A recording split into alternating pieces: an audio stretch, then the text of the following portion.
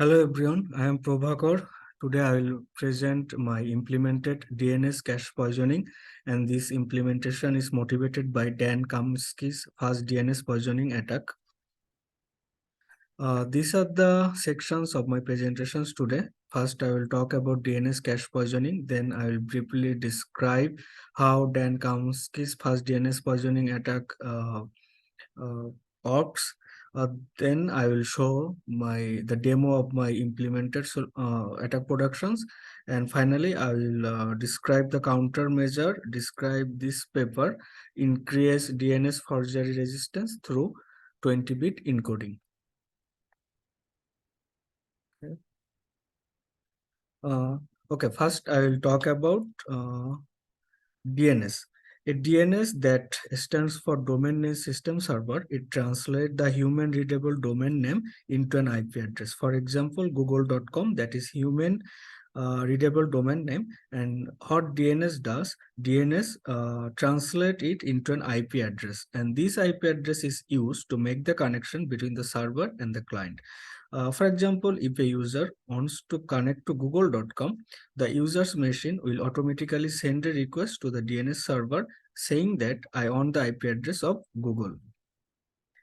The server, the DNS server, then respond with the corresponding IP address with the domain name. And finally, the user will then connect normally to the server. So this is the normal scenario of how DNS or domain name system works. Okay, now I'll talk about DNS cache poisoning. So DNS cache poisoning is a form of computer security hacking in which corrupted domain name system data is introduced into the DNS resolver's cache.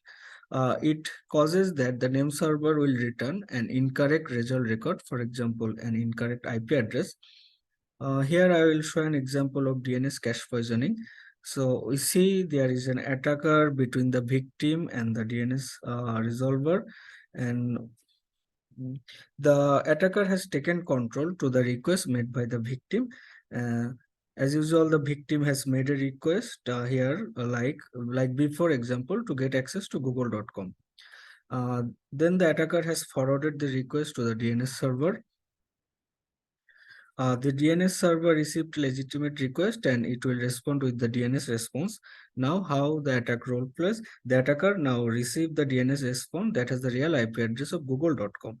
Then the attacker manipulates the IP address to a malicious fake IP address, for example, 1.2.3.4, something like that, or maybe IP address of attacker personal website or a malicious website.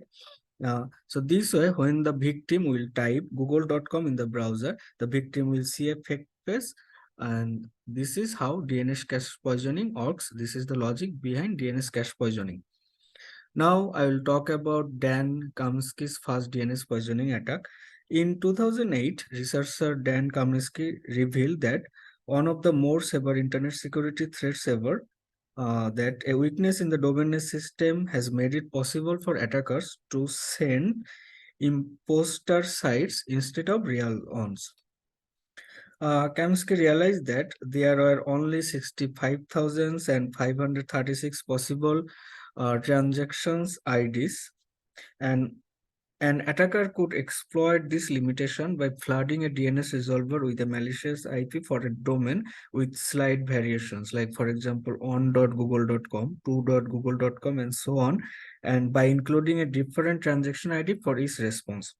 And eventually an attacker would reproduce the correct number and the malicious IP would get fed to all users who relied on this resolver.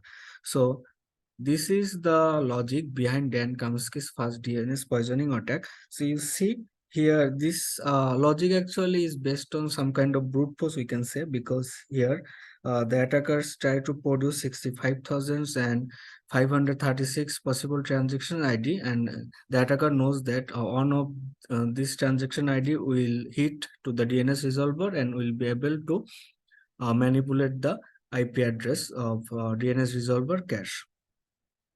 Okay, now this is the third section of my presentation. Now I will show the demonstrations of my code, how I have produced the attack.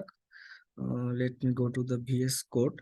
So this is my code. If you see, Okay, so first I will explain some methods. First, I have prepare poison reply, and to prepare poison reply, I have used this method, prepare DNS reply. So this is my prepare DNS reply method, and in this method, here you can see that I have used a loop ranging from 1024 to 65,000 and 536, and uh, in each iterations, I have tried to make a um, transactions ID, and I have fed this transaction ID to the DNS resolver. Actually, I have tried to make on transactions ID that will be able to hit the DNS resolver and will be able to manipulate the IP address to this on 123.123.123.123. You may ask questions why the range of the loop is from 1024, not from 0, because port numbers from 0 to 123 are reserved for common TCP/IP applications, and these are called well-known ports. Okay, so this is my prepared DNS reply.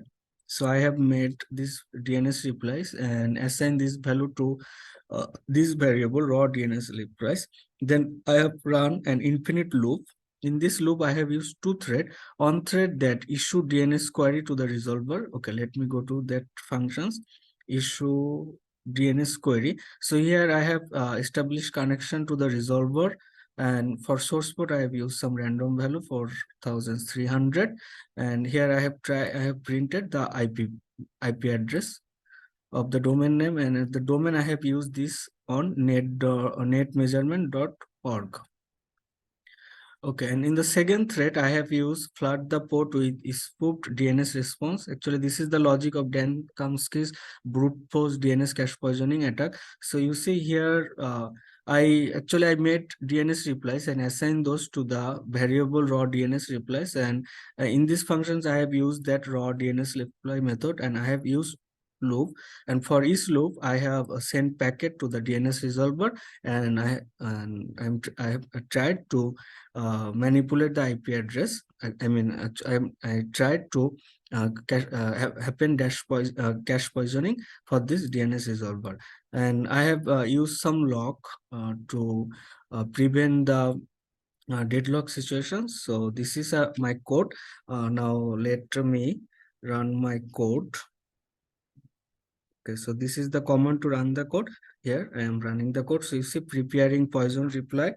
uh, so it will take some times because it will prepare almost 65,536 DNS replies.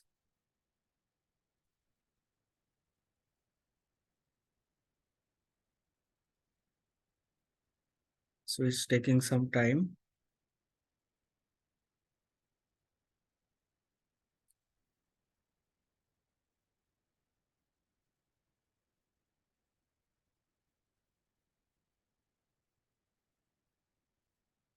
It's taking some time to prepare the spoofed replies. Oh, sorry, I forgot to say, DNS cache poisoning is also called DNS spoofing.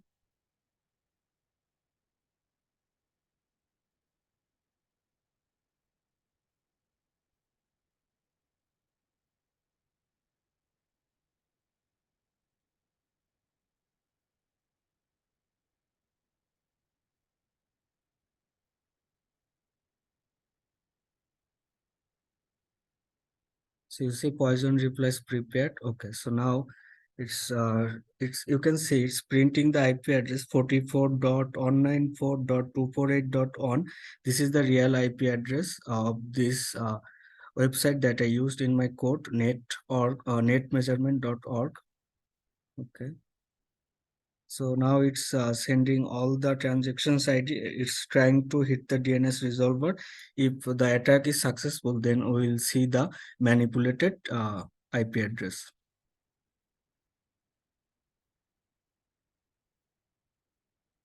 Mm.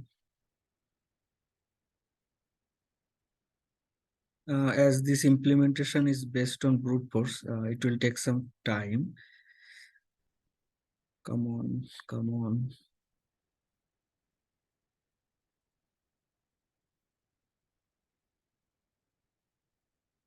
Aha, you see, it's the attack got successful. Okay, now it's infinite loop, so I am closing the connections. Okay, okay, you see this was the real IP address of this website netmeasurement.org. So, and here the attack got success and it managed to manipulate the IP address to on23.on23.on23 That's the IP address. You see poisoning answer. That's the IP address I used in my code. So you see the attack got successful, and this attack managed to uh, change the IP address. So actually, the DNS cache poisoning attack has become successful. Okay, let me go to my presentations. So, okay, now this is the last section of my presentations. Uh, I will describe the countermeasures described in this paper increase DNS forgery resistance through 20-bit encoding. So in this paper, the author have proposed DNS 20-bit, a simple change to the formatting of DNS queries, and the authors have mixed the upper and lowercase spelling of the domain name in the query. So you see here, there is a table. The first column goes for domain name and the second column goes for field value. I will explain it now. So actually the DNS initiator is not case sensitive. I mean, the capital letter or lower letter doesn't matter. So initially you see, whether it is a small letter or capital letter or a mix, it doesn't matter. But in this paper, the authors have converted the domain name. I mean, not converted, they have encoded the domain name to some value. Actually, they have used 1 for a small letter and 0 for capital letter. So actually, Mm, initially, DNS initiator treats them all equally, but if we give this value to the DNS initiator as these values are not same, so the DNS initiator will treat them different way, and this is the actually main logic of this paper. The domain name has been encoded to something else so that the attacker cannot produce a random transaction ID and can be able to hit the DNS resolver so that it can manipulate the DNS cache. So actually, this mixed pattern of upper and lowercase letter constitute a channel on that can be used to improve DNS security.